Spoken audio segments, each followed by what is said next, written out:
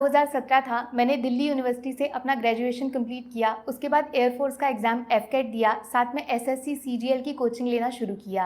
पढ़ाई चल रही थी, एग्जाम पास आ रहा था, एफकेट का रिजल्ट भी आया। 3.5 मार्क्स से मेरा सिलेक्शन नहीं हो पाया। लेकिन इस सब के बीच में एक चीज थी जो मैं नहीं छोड़ पा रही थी, हर फ्राइडे जाके थिएटर में नई फिल्म खुद से देखना। और ऐसे ही एक फ्राइडे मेरी जिंदगी में अंधाधुन आती है। एक दोस्त से उस फिल्म की एंडिंग डिस्कस कर रही थी, उसको मजा आया तो उसने बोला रिकॉर्ड करके इंटरनेट पे डाल देते हैं। रात में 10 बजे वो वीडियो डाला और 12 बजे तक उस पर 250 व्यूज आ गए थे, जो सुबह 2000 में बदल गए। बस यहाँ से फिल्मी इंडियन की शुरुआत हो गई। ये सब राम कहानी मैं आपको इसीलिए बता रही हूँ क्योंकि काफी लोग मुझसे पूछते हैं 7 साल हो गए लेकिन मैंने अपने चैनल पे कभी किसी चीज का ऐड क्यों नहीं किया।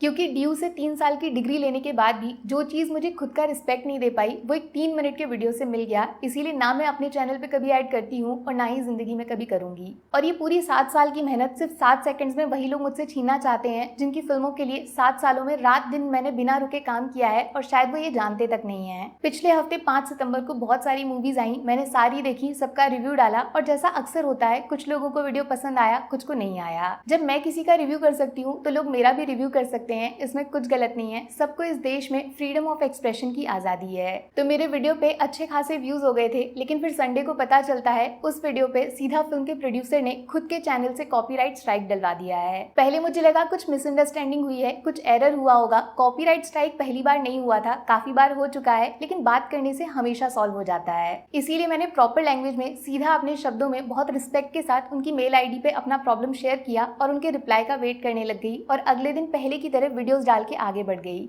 मेरे मेल का रिप्लाई तो नहीं आया, लेकिन फिर कुछ ऐसा हुआ जो अगर मैं आपको नहीं बताऊंगी तो शायद सबसे बड़ी बेईमानी मेरी पब्लिक के साथ होगी, जिसको 7 साल मैंने मेहनत करके अपने दम पे इकट्ठा किया है। एक साथ 3 और स्ट्राइक मेरे चैनल पे सेम उसी प्रोड्यूसर ने डाल दी और ये सारे नए वीडियोस नहीं थे, 6-6 महीने पुराने वीडियोस को ढूंढकर उन पे स्ट्राइक डाली गई। अब YouTube की पॉलिसी ये है, अगर 3 बार आपके चैनल पे स्ट्राइक आ जाती है तो तुरंत आपका चैनल वहीं पे डिलीट कर दिया जाएगा। इसीलिए इनको लगा होगा ये तो डर जाएगी, चुपचाप अपने चैनल को बचाने के लिए भीख मांगेगी, फिर ये अपनी कुछ शर्त रखेंगे जो मुझे माननी पड़ेगी। लेकिन ड्यू से 3 साल की डिग्री और 7 साल बिना किसी ऐड, बिना किसी प्रमोशन मैंने चैनल पे काम इसीलिए नहीं किया कि किसी के सामने सच बोलने के बाद भी जाके हाथ फैलाने पड़े। अब मैं आपके सामने एक्सपोज करूंगी ये पूरा रैकेट कैसे चलाया जाता है। बहुत सालों पहले न्यूज़पेपर में नई फिल्मों के रिव्यूज आते थे, फिर उनको खरीद लिया गया। फिर सोशल मीडिया आया तो ऑनलाइन लिखकर रिव्यूज डाले जाने लगे। आप यकीन नहीं करोगे, बिना फिल्म रिलीज हुए इनको पहले ही रिव्यूज लिख के दिए जाते थे, ये वही डाल देते थे। लेकिन फिर जैसे ही यूट्यूब पर नॉर्मल लोग अपना चैनल बना के फिल्मों के बारे में बोलने लग गए, पहले इनको लगा क्या ही फर्क पड़ेगा, कौन इन लोगों पे ध्यान देगा।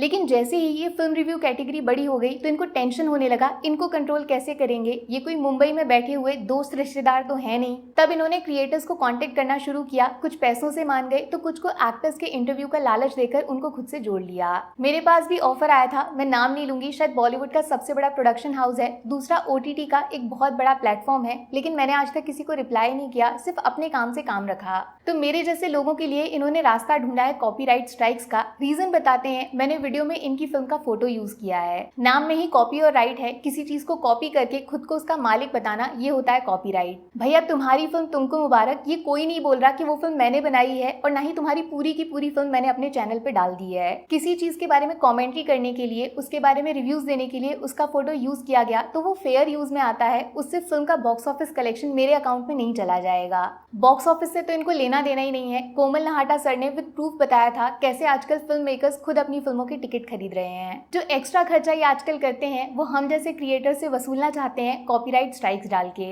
सोचो अगर प्रेमानंद महाराज कॉपीराइट स्ट्राइक्स डालने पे आ जाएं तो इंडिया में 50% यूट्यूब और 50% इंस्टाग्राम चैनल्स अभी आज डिलीट हो जाएंगे। लेकिन उनके बारे में बात करना, राधा रानी, भगवान कृष्ण के बारे में बात करना, यही तो वो चाहते हैं। इसके लिए वो कोई कॉपीराइट स्ट्राइक नहीं देंगे, जितना उनके बारे में बात करोगे उनको अच्छा लगेगा। फिल्म क्रिएटर्स का भी यही काम है, वो फिल्मों के बारे में बात करते हैं। ये उनके लिए भगवान जैसा है, उनका करियर है, रोजी रोटी है। कोई ईमानदारी से काम करेगा तो उस पर स्ट्राइक डाल दोगे। अगर टारगेट करना ही है तो पायरेसी वेबसाइट्स को जाके करो ना, वो तो बिना डरे पूरी की पूरी फिल्म थिएटर से रिकॉर्ड करके इंटरनेट पे फैला देते हैं, उनको क्यों नहीं मिलती कॉपीराइट स्ट्राइक। और ज्यादा शिकायत है आपको, मैंने आपके फोटोज यूज किए तो ऑप्शन होता है है क्लेम डालने का, उससे उस वीडियो से जितना रेवेन्यू आएगा वो पूरा का पूरा उस चैनल को चला जाएगा।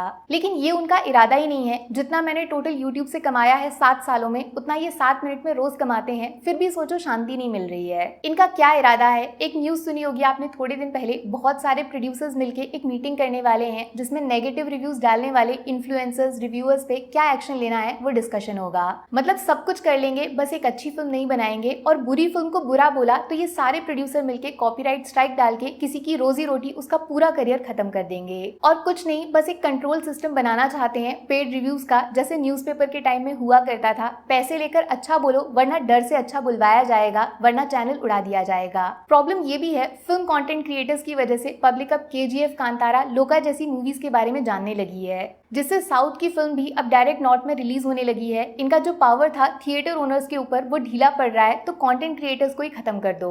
सेम यही केस हुआ था मोहक मंगल के साथ भी। उसके चैनल पे 2 बार स्ट्राइक्स डाल के उसको अपने हाथों की कठपुतली बनाना चाहते थे, 45 लाख तक डिमांड कर रहे थे। भाई अगर पैसे ही चाहिए ना तो आप बहुत गलत इंसान को टारगेट कर रहे हो। ना तो मैं ऐड करती हूँ और ना ही आप लोग मुझे खरीद पाते हो। पैसे कहाँ से लाऊंगी मैं? मेरे पास जो है बस वो ये पब्लिक है। और मैं यकीन से बता सकती हूँ ये सिर्फ मेरे साथ नहीं हो रहा है, बहुत सारे लोग इस चीज से मेंटली परेशान होंगे। सोचो बड़े चैनल्स पे ये सब खुलेआम कर सकते हैं तो छोटे क्रिएटर्स को कितना टॉर्चर करते होंगे। अब बस बहुत हुआ, डरना नहीं है।